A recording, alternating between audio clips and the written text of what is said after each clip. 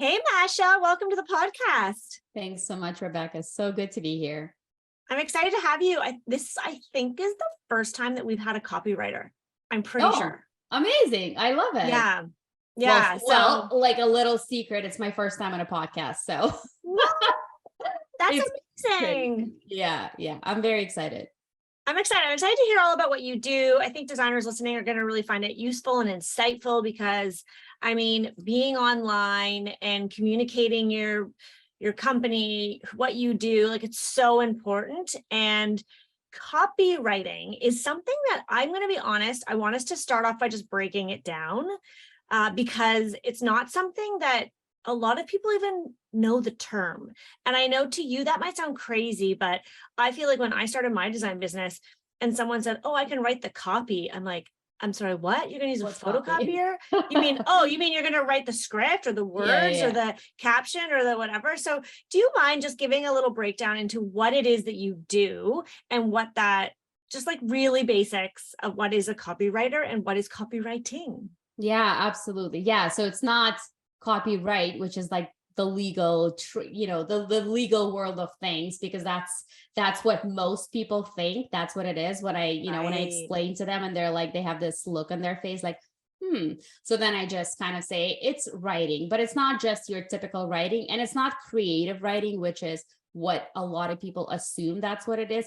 It's copywriting is persuasive writing. It's writing that gets that moves people to action, that moves people to make the next step in this, sales journey, to get people to act, to really. So for example, copywriting that has to do with interior design on your website, that's your messaging, that's your content, that's the copy that helps them with their decision making process, that helps them create that emotional connection with your brand and help them understand what it is that you do.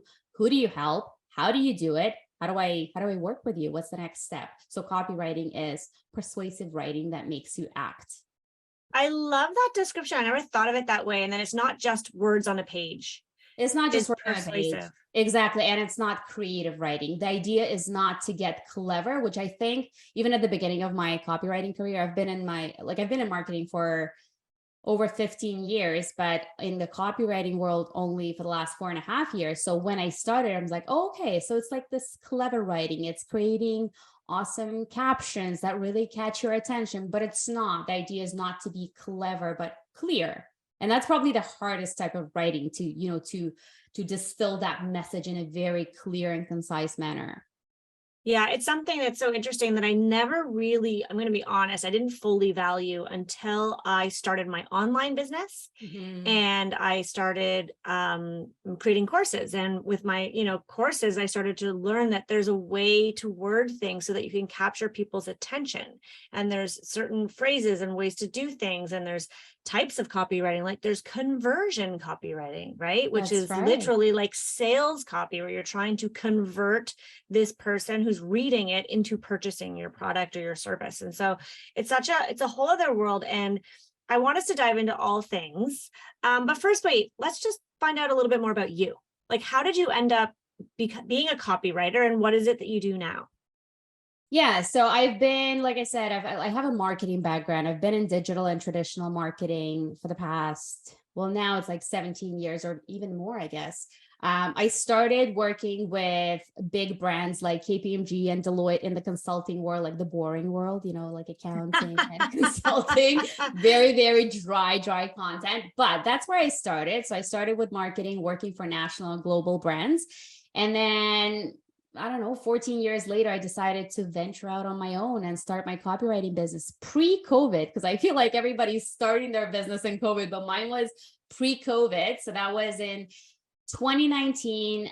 That's when I started my copywriting micro agency. I'm here in Toronto, and I started, funny enough, one of my first clients was an interior design brand, because everybody's asking, well, how did you get into interior design?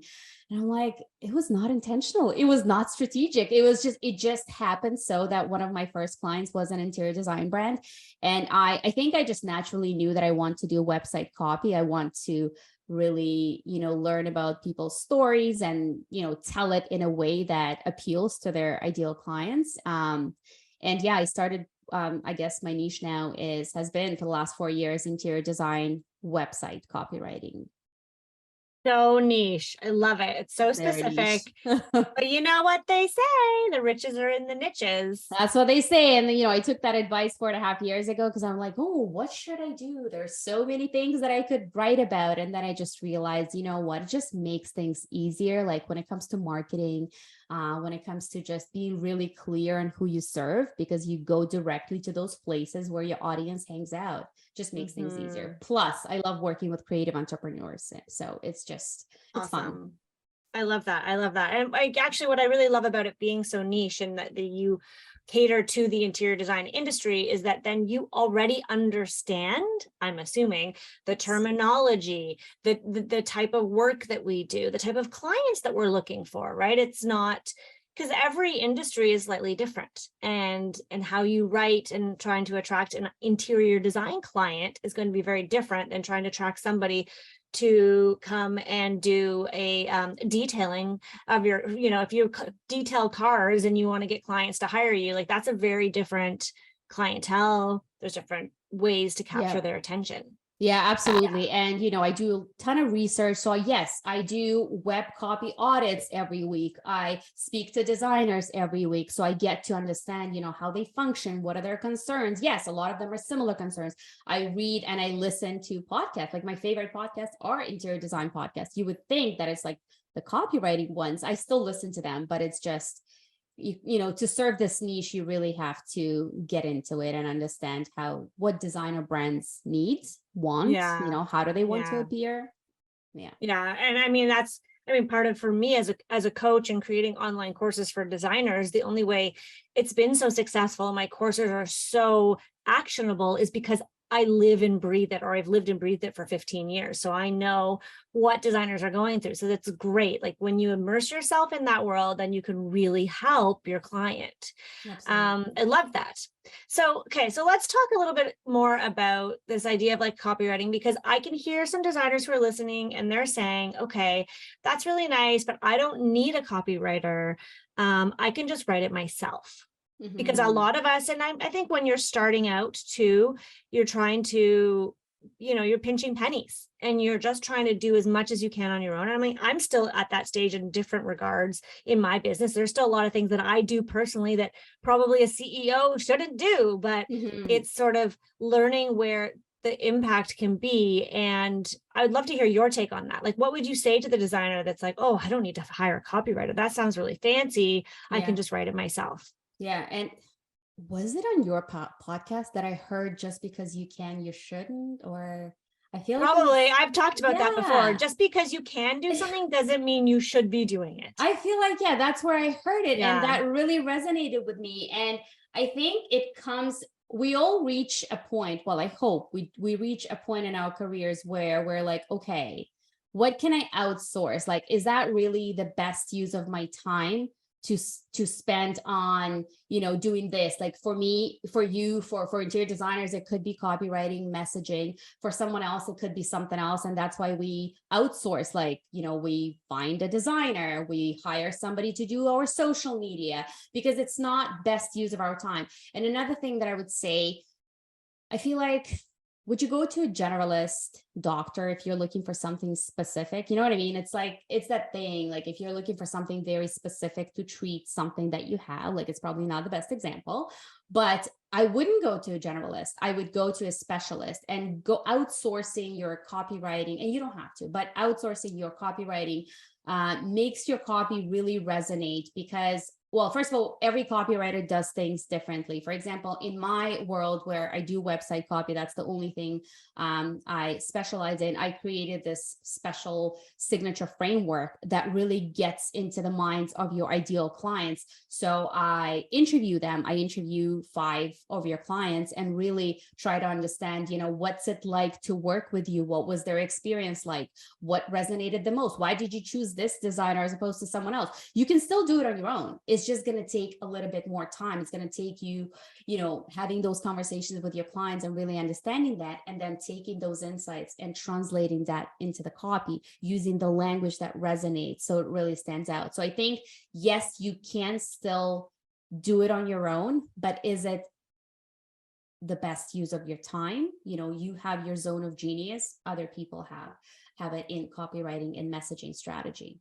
Yeah, I mean, it's not just time, it's also expertise, right? Like we can't Exactly. possibly be the expert in everything. And so the way I see copywriting, and maybe it's now that I've seen it firsthand over the years, the impact good copy has, is that it's going to help you sell. Like you Yeah. need to bring in clients. And so as designers, most of us are creatives and we don't enjoy the sales process. Most designers, I'm generalizing, but this is what I see in our community. Like we have a Facebook group with over 1,000 designers in it.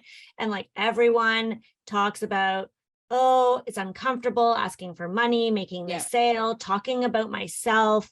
And so you are kind of doing yourself a disservice if you're not investing in the right expertise to make your company stand out and help sell it to your potential clients, help attract those ideal dream clients into your world. Because I actually want to ask you something, and this is maybe I didn't give you a heads up, but would it be possible for you off the top of your head to come up with an example of what somebody who's not a copywriter would write, like a sentence, versus how a copywriter would phrase it? Yeah. Well, the easiest thing that comes to mind is most interior designers, not most, I shouldn't generalize, but a lot of interior designers would say something about, I create beautiful environments that are beautiful and functional. I see it all the time. And a copywriter would say, okay, yes, but also other people say the same thing.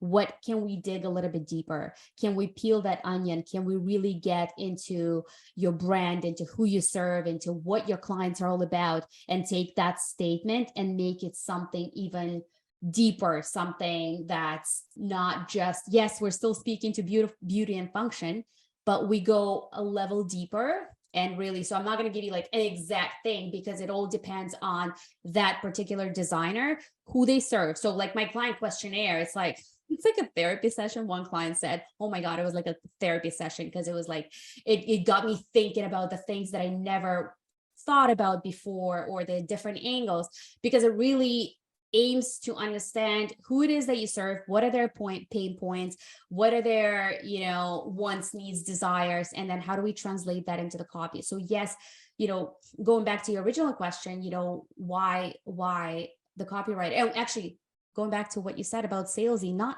every copy doesn't have to be salesy. It has to convert, but it doesn't have to come across as salesy. It uses various persuasive tactics to not come across salesy and to still sound genuine and authentic.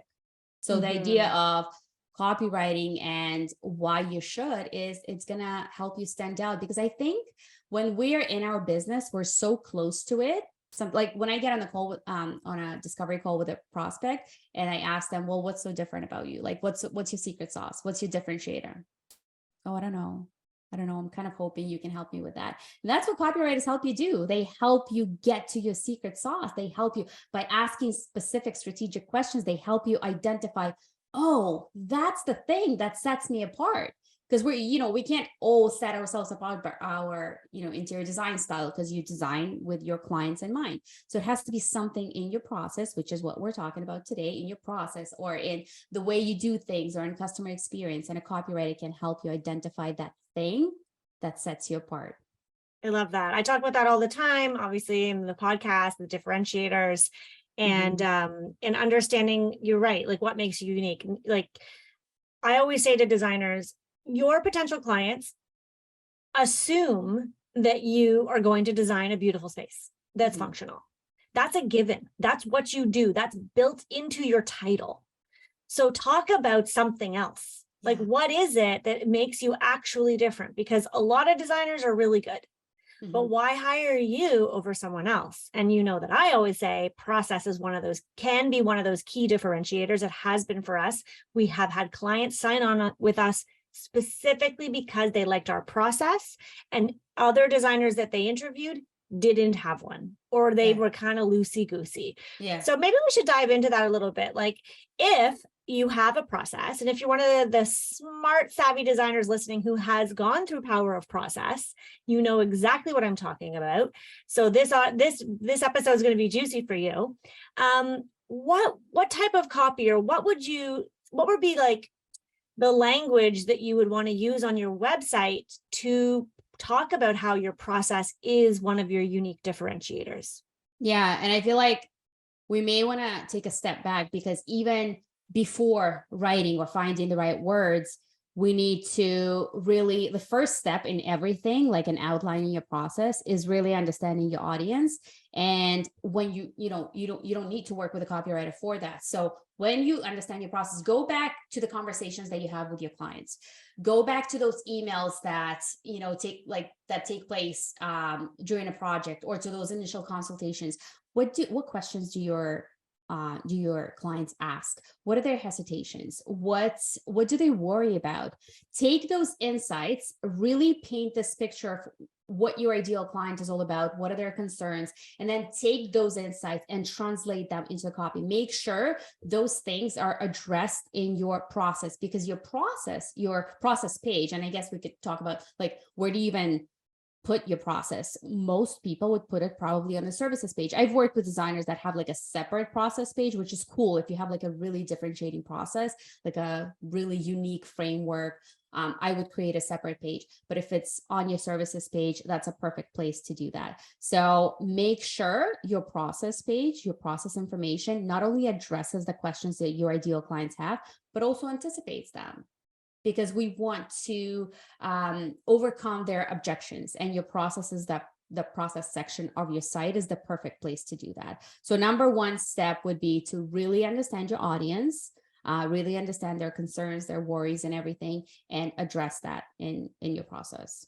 So let's just pause there for a second, because I agree. I think this is really powerful. And we talked about this, actually, the whole first module in Power of Process is about understanding and diving deeper into who this client is that you serve, because you can't do anything if you don't know who you're serving. But I want to talk about this idea of objections, just to clarify for anyone listening who's like, what do you mean by objections? Do you want to just maybe walk them through a little bit? Like, what would be an example of an objection that a client would have with an interior designer? Yeah, of course. So an objection funny enough, and when I asked that question in my client questionnaire, I would say 95% of people would just say cost. Cost is not the only objection. It's far from it. It could be other things. It could be, are you a professional designer who's got this incredible process that keeps you in control of this project? So their objection could be, yes, it could be the cost. Another thing could be like, how involved do I have to be in this whole process? What if you don't capture my style? What happens? Like other like revision process, like, will you make sure that you truly capture my style? So involvement, project management, like, do I have to be there every step of the way, or will you handle everything and, make it a smooth process for me? So I think these are the biggest ones. I mean, you probably, you would know them a lot more, but yeah, it's far from just the investment, just the cost. It's the project. It's making sure that they're confident in your abilities to capture your style, the vibe that you're trying to create in your space, and also to manage the thing from start to finish and keep it organized, streamlined. Yeah, and I would add to that, another objection would be timelines. Yes. Clients are always asking, how long will it take? How long will it take? Not just the construction, but the design process. And so if you can get ahead of that and let them know that you are in control, you will manage the timeline. Here's how long it takes for a design phase.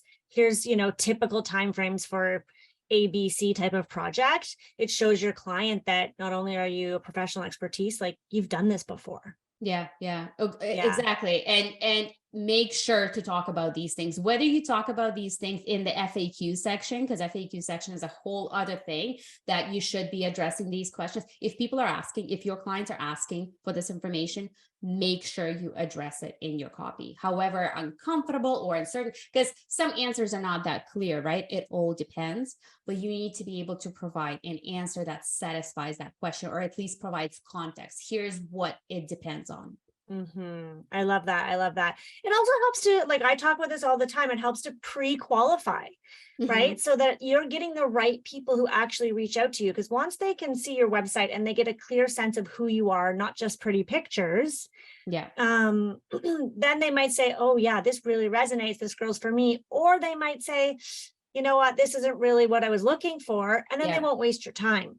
Exactly, exactly. Your process and your entire website messaging, you're right, it sets the expectation. It positions you as in control, and your clients want you to be in control. They want to feel this confidence that you've got it all taken care of. And when they do get on the phone with you, they already know. You have to, you can spend less time talking about these things when it's all outlined, clearly outlined in a way that really sells your brand as the best one to work with. Yeah, I love it. I love it.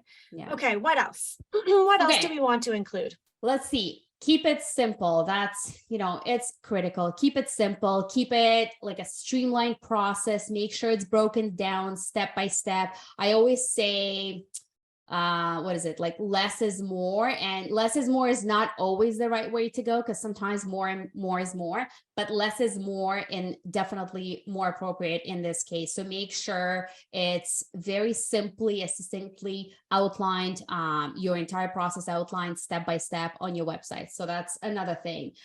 Use a strong headline. So that's, I think I did. So I mentioned I do web copy audits, and this week I had 6 web copy audits that I did for it. Wow. I know Six different six, websites? yeah, 6 different websites. It's just an audit, but my audits are like, they're like a little bit insane. They come with this like 14-page report of me talking across their 5 pages on what could be improved. And I'm telling you right now, 6 out of 6 skipped the headline.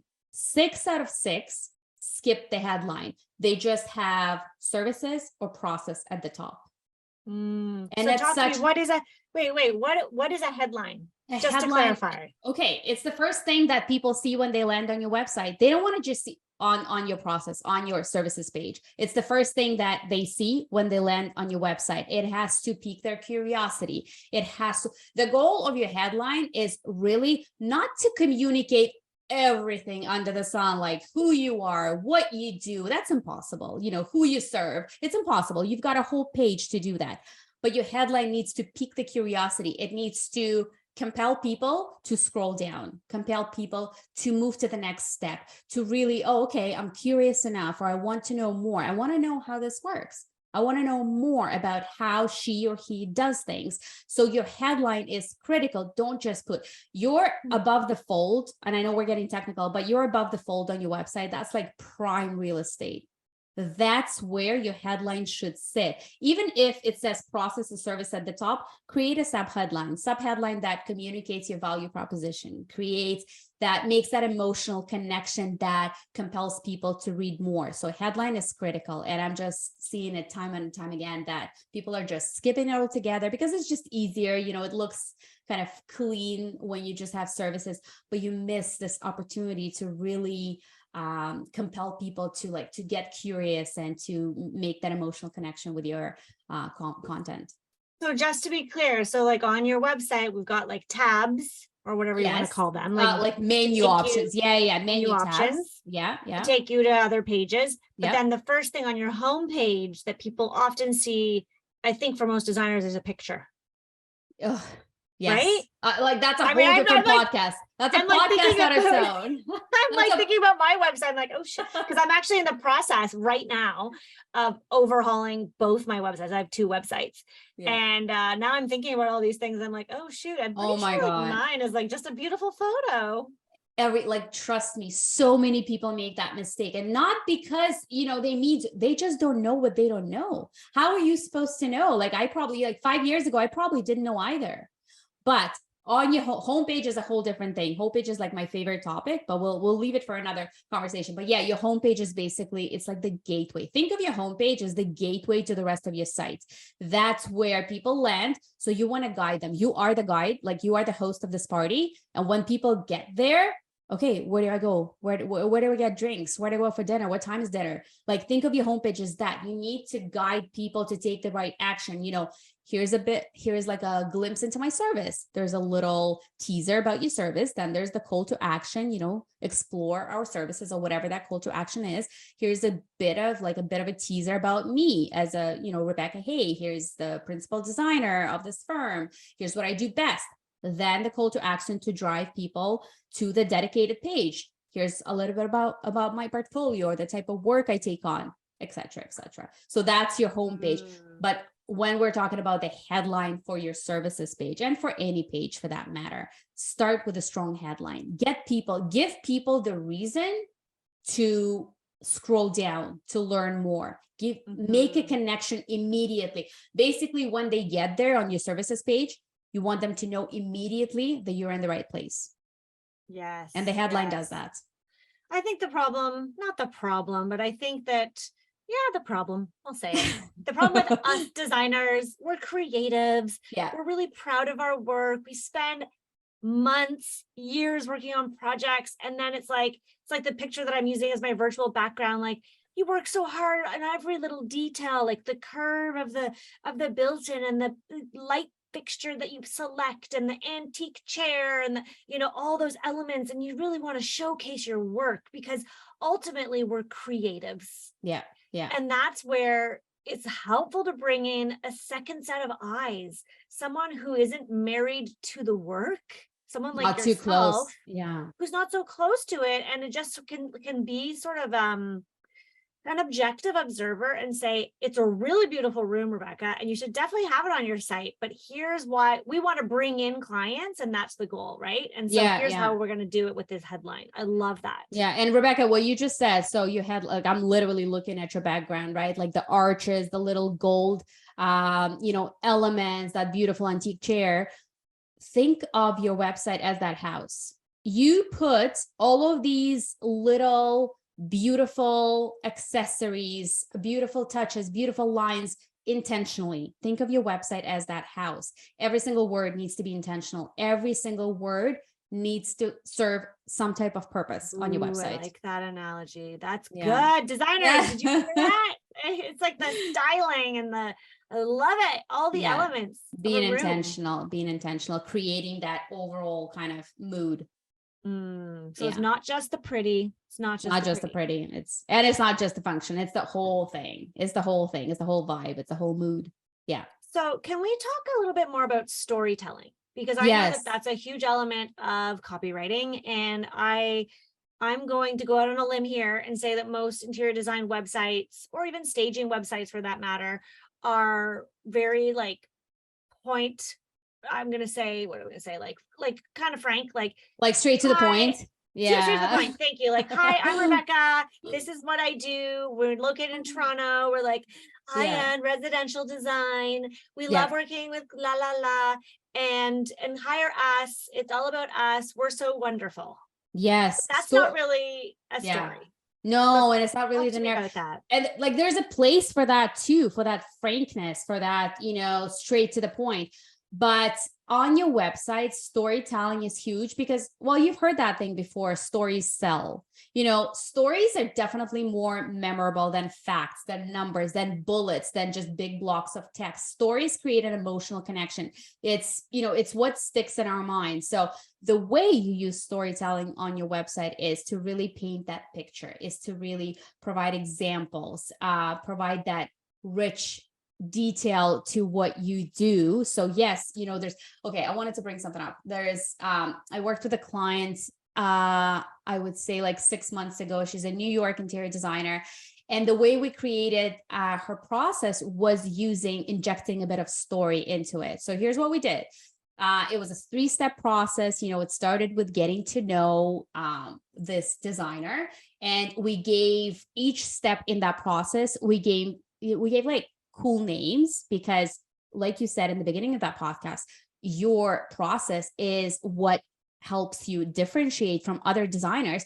Don't just be like everyone else. We have this 6-step process. There's an initial consultation, then there is, design concept, procurement, all of those things. Everybody talks about that. Like stand out, create something different. So here's what we did. We created funny name, like not funny names. I shouldn't say funny, but we made creative names. So the first step in her process is all about getting to know the client. So this step, and she's a kitchen designer, I should say. So the first step in the process is called Let's Dish. We're not, it's cool. I think it's cool. We're not just designing a kitchen, we're designing your kitchen. Tell us everything about you and your lifestyle, from your morning coffee routine to your late night snacks. Are you a gourmet cook or more of a microwave master? Do you dream of a minimalist oasis or more of a mid-century manor? Let's dive into the nitty-gritty to make sure your kitchen looks and feels exactly like you want it. So you create, like, you make it interesting to read. You really get people into it. It's like, oh, okay. Like, she well, and really like, wants as to you know. honestly, Masha, as you're reading that, I'm like picturing, like, I can Yeah. visualize as you're talking, I'm visualizing someone in their kitchen having coffee, and then the late night, and then I'm visualizing my microwave. And it's Yeah. really clever because it brings you in, and what it does is it says to me as a potential client, oh, she really wants to design it around me and my lifestyle. She Yes. cares how I use my space. And it's And a that's the what, goal. 3-4 sentences? Like, Yeah, and that's the amazing. goal. You want to stir. So what stories do, they stir up emotions in our head. You know, it's like when people are telling you stories, like which stories are the best to listen to? The ones that are like keeping you on the edge of your seat. Is like, oh, like, yeah, I can totally visualize it. They place you like in the middle of action. And that's what you want to do. And I'm not saying go like all out and create those stories. No, it could be a line or two in your process. And it also kind of showcases your personality, which is another point, you know, showcase your personality. We think of our process pages as like these, it's like an afterthought. It's like, that's where oh yeah, that's my process, you know, 7 steps. No, make it fun to read. Like, really, your process page should not be an afterthought. It should showcase the human behind your brand. It should showcase what's it like to work with you and really help your audience, your prospects, your ideal customers to get to know you. And that's what your process page is there for, not just to address questions, also anticipate them, but also showcase your personality and help you stand out. I love that. So storytelling is absolutely huge. I love that. Yeah.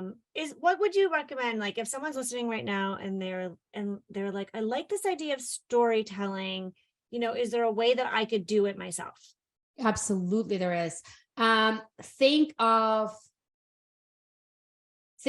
examples. Think of examples. Examples usually bring an extra element of resonance. Like, example, when you use examples in your, okay, here's an easier way to explain it. In copywriting, there's this principle called show, don't tell.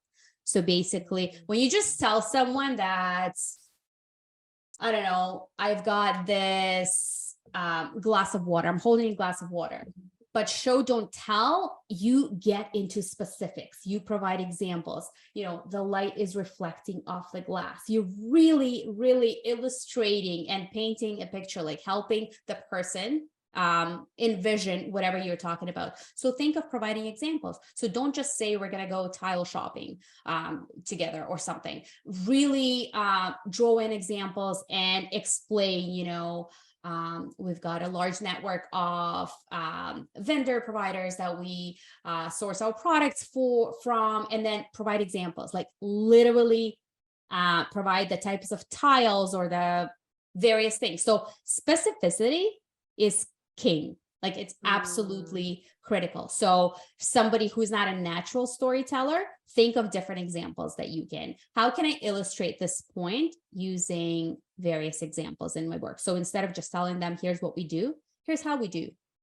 I love that. Yeah. And I think also, I mean, I don't know if you want to talk a little bit about this, but using testimonials or client stories or past client stories is a great way to show, you know, the proof is in the pudding. Yeah. Like, and that's social proof. That's a different point. Social proof. And so going back to those 6 web copy audits that I did, there were some pages that did not have any customer testimonials at all, because your website, yes, it's about you. Yes, it's about your service. Obviously, you're talking from you or about you, but you want that information to come from other people to show your prospects and your ideal clients that others have put trust in your services, in your brand. You want it to come from them. It's a lot more trustworthy. It's like when you're like picking a restaurant and when you're starting to read reviews and like, I don't know, like 10 people are advising this Lee restaurant on King Street, like the most amazing restaurant on earth. When you listen to that, you're like, you're sold. Like 10 other people trust this restaurant, trust this designer. So definitely customer testimonials. And one thing I will say about customer testimonials, specifically as it relates to process page, pick the ones, like say if you have, most people do have a lot of customer testimonials, which is wonderful. Pick the ones for your process page, pick the ones that speak to the how of what you do, not just that Rebecca was so amazing, she created this beautiful living room that, I can now relax in. No, pick the one that speaks to her process, to Rebecca's process. How did she make your life easier? What did she do? What was it about her process that made your life easier? Because your customer testimonials, while all of them are great, they have to be strategically, well, I say strategically sprinkled across your website, but they have to be strategically positioned across your pages. And I literally say, put a customer testimonial on every single page. And when I work with clients, that's what I do. Your process page is a perfect opportunity to put your customer testimonial. Oh my God. And Masha, like everything you're saying today is gold, by the way. I'm like, yes, you're hired. But yeah, I love it. It's so interesting because I just met with a brand strategist in Charleston a little while ago. And one of the things that she suggested I do that now I'm actually integrating into, we're overhauling Power of Process. We're at the time of this recording, Vera and I are doing a deep dive. We're making it even better. We want to add all kinds of things. There's so many extra questions people get. So it's going to be updated for the next session. I'm not sure when this podcast is going to air, but that's what we're doing right now. And what I'm teaching in there, spoiler alert, which is what I learned from my brand strategist, is exactly what you just said, but to the next level, which is when you are going after your clients for a testimonial, you pre-write the testimonial that you want them to say to include key aspects. So specifically, I'm talking about process. So if you want to be known for, and I just did this with a client, I was like, I'm going to try this before I teach people to do this. And it was freaking amazing. I sent my client the email that we would send. It's been so wonderful working with you. It would mean so much if you could take 2 minutes. I've gone ahead. I know you're busy. I've gone ahead and I've written, I don't know how I worded it. I've written something below. Feel free to copy and paste this or tweak it or write your own.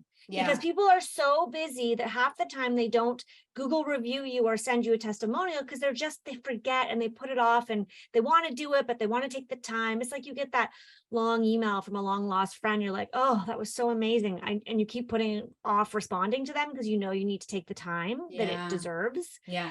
So what I did is I fed them like a 3-sentence testimonial all about the process of working with us.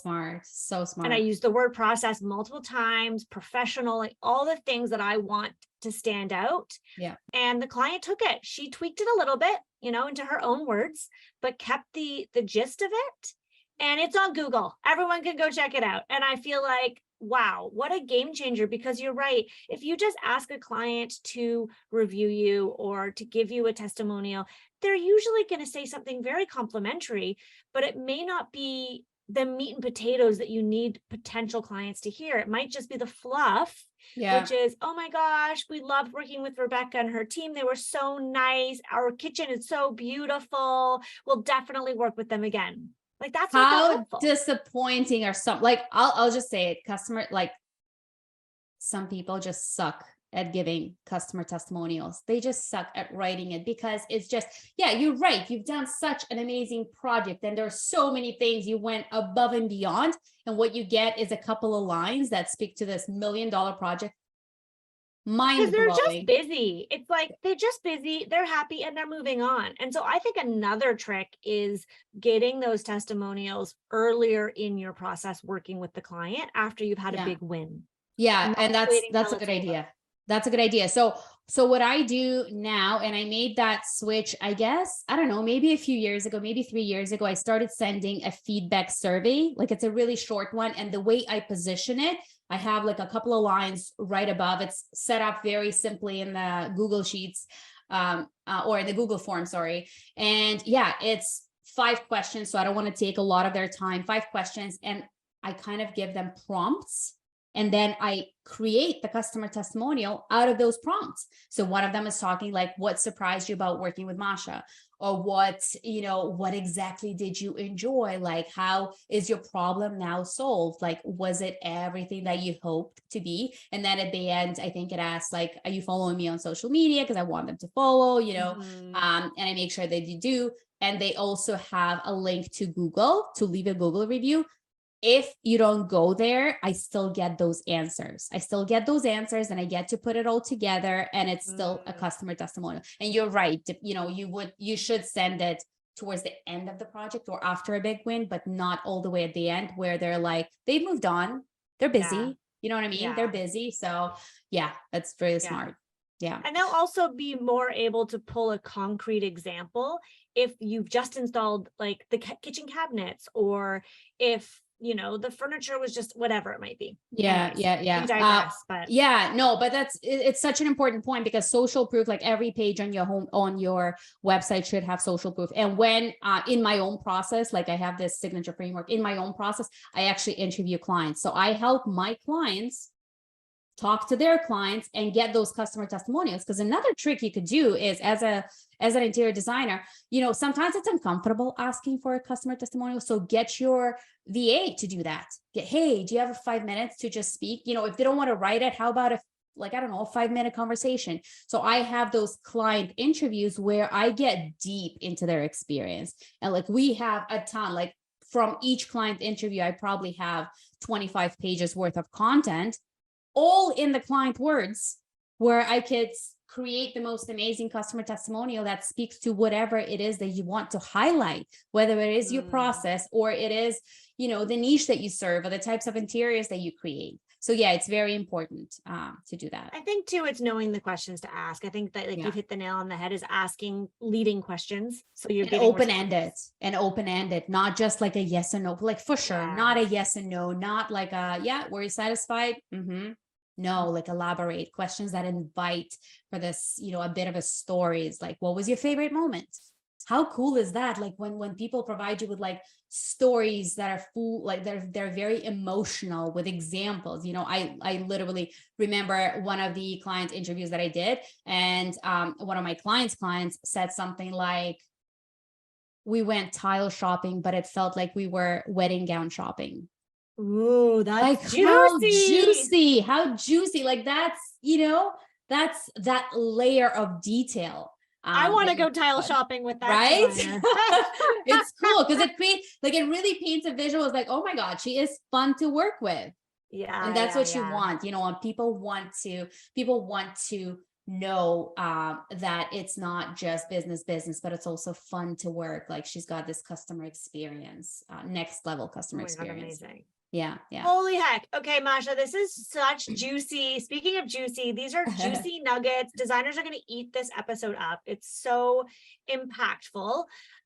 Before we kind of conclude our time together, I always ask, what is a nugget of wisdom? Like if you had to leave designers today with one last nugget of wisdom, what would it be? Okay. Well, a couple of things. I feel like one is just not enough, but the one thing that we didn't touch on is speaking to your audience in your website copy. So not, like I said, it is your website. It's natural to be we. It's all about us, but speaking to your audience and addressing them and calling them out. So using literally more you and your, putting them in the middle of that action rather than we. So go through your website, check out everywhere where you start with we, and reposition those sentences. It's not that difficult to tweak it, but that makes your audience the center of you. Like that really puts them mid-action saying, okay, yeah, it is all about me. I feel, because your audience wants to feel seen, heard, and understood. And when you start your sentences with you and your, that's the goal that you accomplish, that you make them feel that way. Another thing that I would say, showcase the value that you bring. Your process is great. You could simply outline, these are all the things that you do, but make sure every step speaks to the value. It's not just, what is that saying again? I keep forgetting that it's not the mattress that we sell, it's the good night's sleep. So it's like, what is that value? Like, how do you make my life easier? Not just what you do. Yeah, you could say, incredible project management, but how? Show me how. So paint the value proposition. And one last thing is inject your personality. I know we spoke about it already, but your process page, your services page could be that dry place, kind of like that very transactional. Inject your personality. Every page on your website is an opportunity to sell your brand, to really showcase who you are, what's it like to work with you. So definitely use that opportunity, inject personality, showcase what's it like to work with you in a fun way. Use humor there, use very conversational language to really paint a picture of what it's like to work with you. I love it. Oh my gosh. Thank you so much. Can you please tell everyone here who's listening where they can find and follow you? Yes, I'm not driving anyone to my website because that's embarrassing. That's 4.5 years that I still haven't had the time to, it's that It's shoemaker. Like the shoemaker's shoes. Oh my God, do not go to my website. Whatever. But yes, I am reworking it. So I'm taking August off to work on that. So the best place to find me is on Instagram, Masha, MASHA .copywriter. And I share a ton of strategic advice, copywriting, messaging, how to position yourself, how to differentiate. So go to my Instagram, follow me. Let's be friends. Amazing. Thank you so much for coming today, Masha. Thanks so much, Rebecca. Thanks for having me. Well, guys, I hope you enjoyed that episode as much as I did. After the recording, we stayed on, and I am definitely hiring Masha to audit my Rebecca Hay design site. I'm super embarrassed to say that I haven't touched it in 6 years. I don't even know if our most recent projects are there. It is time to level up, though, and I know that this is what I need, as in need the messaging, and I need an expert's eye. So I'm excited about that. And I'm also just hoping that there were a lot of tangible takeaways in this episode for you to just apply yourself.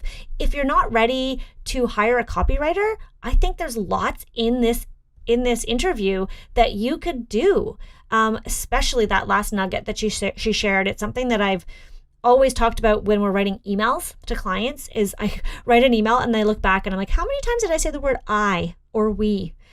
Usually it's the first word of every paragraph. And so I go through and I'm like, how can I rephrase this to be about you or them? So I really loved that nugget. I think that's a really quick, actionable bit of advice that you can take. Let me know inside Designer Meetups on Facebook if you liked this episode. All right, everybody. I hope you enjoyed this episode with Masha Koyen. See you soon.